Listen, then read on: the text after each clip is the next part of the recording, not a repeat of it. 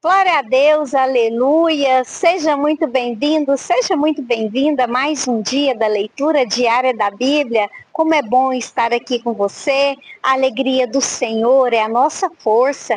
Hoje eu vou estar lendo para mim e para você Esther, capítulo 9, a vitória dos judeus.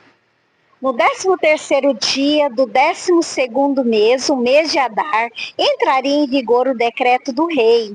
Naquele dia, os inimigos dos judeus esperavam vencê-los, mas aconteceu o contrário. Os judeus dominaram aqueles que os odiavam, reunindo-se em suas cidades, em todas as províncias do rei Xerxes, para atacar os que buscavam sua destruição. Ninguém conseguia resistir-lhes, porque todos os povos estavam com medo deles. E todos os nobres das províncias, os sátrapas, governadores e os administradores do rei apoiaram os judeus, porque o medo que tinham de Mardoqueu havia se apoderado deles. Mardoqueu era influente no palácio, sua fama espalhou-se pelas províncias e ele se tornava cada vez mais poderoso. Os judeus feriram todos os seus inimigos à espada, matando-os e destruindo-os, e fizeram o que quiseram com eles. Na cidadela de Suzã, os judeus mataram e destruíram 500 homens. Também mataram Parsandata, Dalfon, Aspata, Porata, Dalia, Aridata, Farmácia, Arissaí, Aridaí e Vaisata. Os 10 filhos de Amã,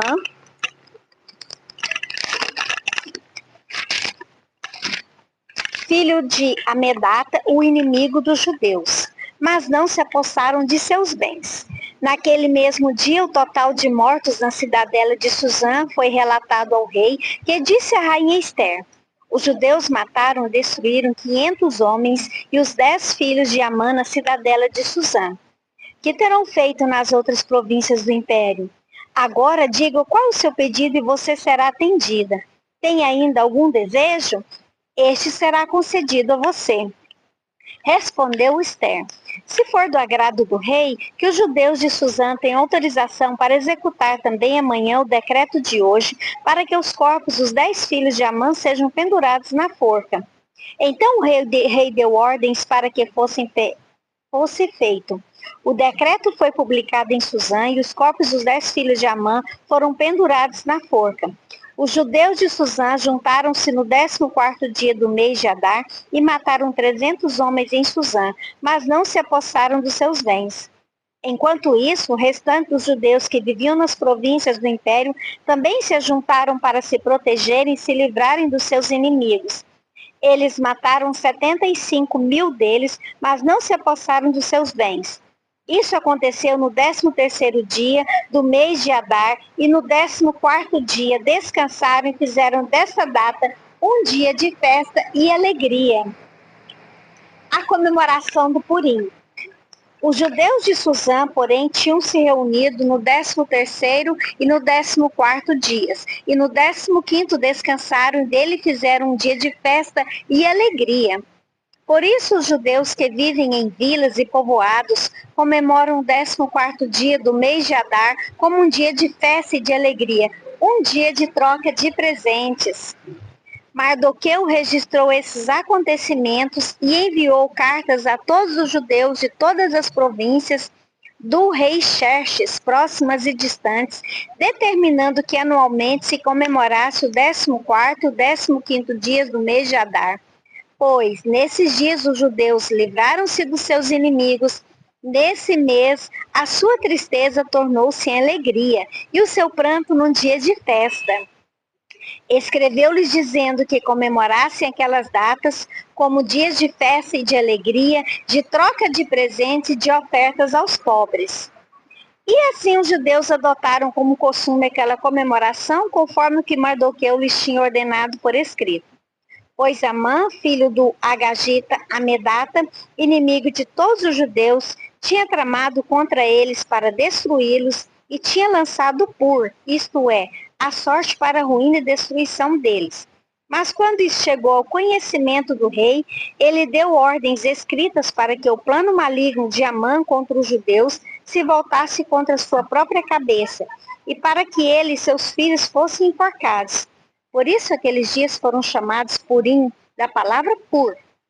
Considerando tudo o que estava escrito nessa carta, o que tinham visto, o que tinha acontecido, os judeus decidiram estabelecer o costume de que eles e os seus descendentes e todos os que se tornassem judeus não deixariam de comemorar anualmente 2 dias, na forma prescrita e na data certa.